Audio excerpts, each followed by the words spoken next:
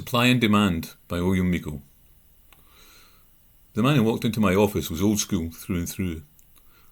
A squad of little old ladies in Harris had toiled for years to make his suit. His school tie was knotted just right, and his brogue squeaked as he walked across the room.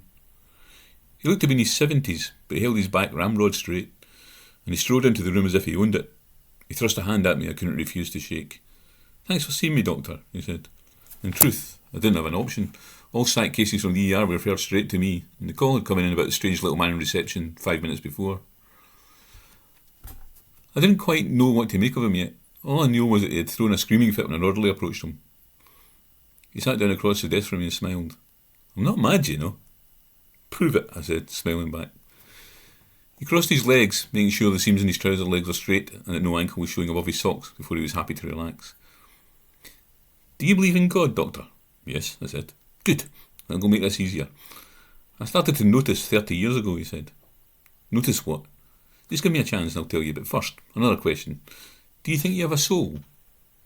"Yes," I replied again. "I'm not overly religious, but I do believe there's something that survives us. Call it a soul if you must." "An interesting position for a scientific man to take, is that not?" "More common than you might think," I replied. "We're not here to talk about me, though. Do you have a point?" "Yes, and as I said, I'm getting to it." He fiddled with his cuffs, making sure that just around his shirt showed.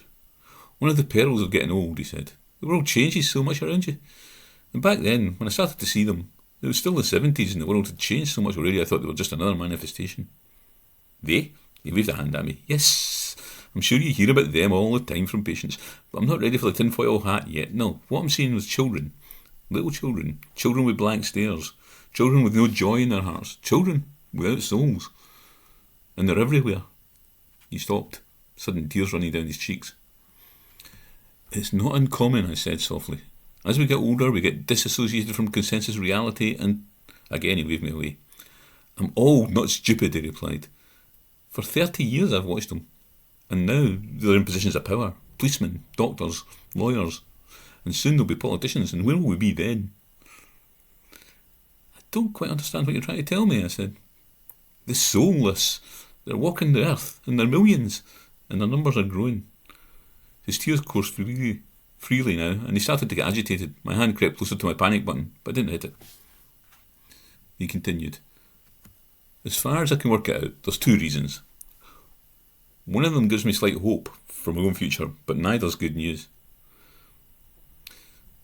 Firstly, either God's given up on us completely, in which case this whole shebang's all over, bar the shouting.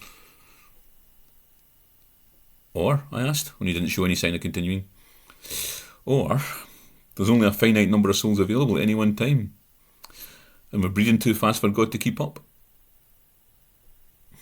"Don't you think that God, being God, would have factored that in?" I said. "Well, maybe he did," the old man said. "Or maybe he never meant us to get ahead so far ahead of ourselves. And here's what really worries me, Doctor.